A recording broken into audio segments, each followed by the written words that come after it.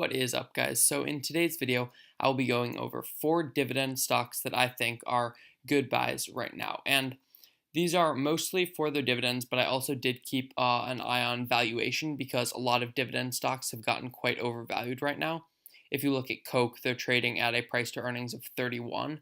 And this is just because the Fed has kept rates so low for quite some time. People have all piled on to dividend stocks chasing the yield that they offer. So I will be trying to recommend dividend stocks that aren't overvalued. And I found 4 stocks that I think are good dividend stocks and also are not overvalued. And when you're looking at a dividend stock, there are kind of 2 main types. Stocks that currently have a very high yield. These are like AT&T and Verizon. And stocks that have a lower yield but are raising their dividend very quickly. So companies like, I think, Nike, it's not one of my picks, but it's a company that has a low yield but is raising their dividend quite quickly and at a very high rate. I mostly picked companies that already have a pretty high yield. Coming in at number 4, we have International Business Machines. The symbol is IBM. So looking on here, you can see that they currently have a yield of 3.86% compared to the market median of 2.35%. And they also currently have a payout ratio of 49%, which is great because it means that they're only paying out 40% or 49% of the money that comes in dividends. So they have lots of room to continue raising their dividends. And if you look further, you can see that in 2014, they raised their dividend by like 15%. In 2015, it was around 17%. And then in 2016 and 2017, it was around 7 or 8%. So this means that they are currently raising their dividend at a pretty high rate, as well as currently have a high dividend. So that is great to see.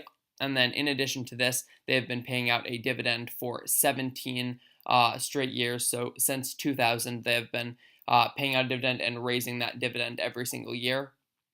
And then in addition to this, IBM has a price to earnings of around 12, which the main thing with IBM is if you feel that they can shift away from their legacy business and into more cloud-based businesses, then they will be a strong buy. But if you feel that IBM is just kind of old company that won't be able to catch up with the new tech companies, then you might want to avoid them.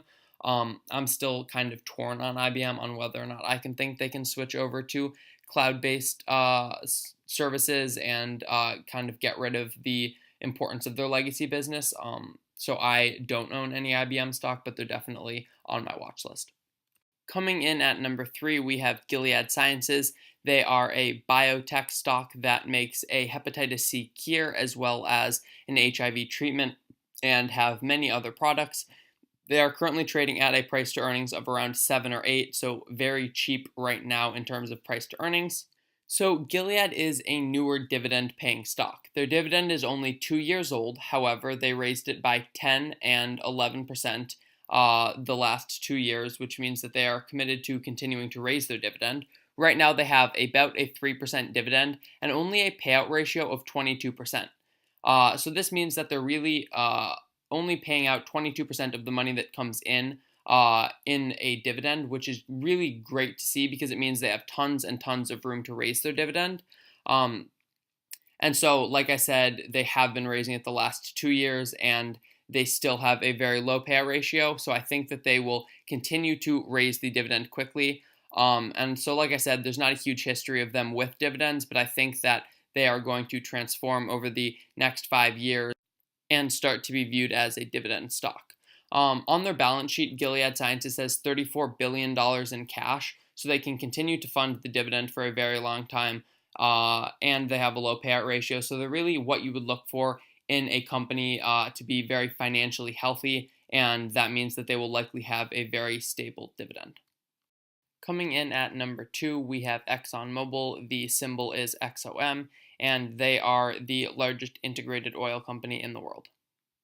So ExxonMobil's strength is that it has the upstream segment where they pump the oil. They also have a refining segment and they have a chemicals segment. So when oil prices are very low, they can still make a good amount of money from their refining and chemicals segment, which allows them to fund their dividend. And so oil prices are very low right now, which has led ExxonMobil's stock price to go down, which has increased their yield all the way up to 3.75%. And so like I said, it is still probably a safe dividend. They've been paying a dividend for 34 years, they've been continuously raising their dividend every year for 34 years, which makes me think that even though oil prices are very low, ExxonMobil will be able to weather the storm and continue funding their dividend. Using the money from refining and from chemicals. And if they need to take on a little bit of debt to do it, they'll likely do that, though I'm hoping it doesn't come to that. And so, as you can see, they raised their dividend by almost 10% in 2014, but then have slowed the growth quite a bit in 2016 and 2017 to down around 3% due to low oil prices. And like I said, they currently have a high payout ratio of 96%. So really, ExxonMobil is kind of a play depending on what you think is going to happen to oil. If you think oil is going to be $40 or $50 per barrel for the next 3-4 years, then Exxon's probably not a good play. But if you think oil might go up to around $60 per barrel, then Exxon will definitely be a good play. I'm long ExxonMobil. I think the dividend is safe, and I think they're attractively priced right now due to the low oil prices. So coming in at number 1, we have AT&T. The symbol is T. They are a very large telecommunications company, as well as they are moving into content creation and content providing via their acquisition of DirecTV, as well as their pending acquisition of Time Warner. So AT&T has raised their dividend for 32 consecutive years. Their dividend is currently at 5.14%, and they do have a very high payout ratio. However, with such a high dividend, that is kind of expected, and they also have very slow dividend growth at around a little over 2% for the last 4 years. So this is just because their dividend is already very high. They're not going to grow it a ton, but they're probably going to continue growing it in line with inflation, or hopefully keeping up or beating inflation. So like I said, they've been paying their dividend for 32 years, so they're considered a very safe dividend company. The dividend is very high, and so I think that for just a pure yield play, AT&T is really attractive right now. If you're looking for a company that's going to raise its dividend quickly, AT&T isn't that company, but you're going to get your 5% stable dividend yield. And then also they have a price to earnings of around 18 right now, which makes them very attractively priced compared to a lot of other high dividend companies. Thank you for watching. Like I said, I didn't include a lot of dividend aristocrats like Coke because they're overvalued right now, but I did pick some solid dividend companies that I think will continue to pay out a good dividend.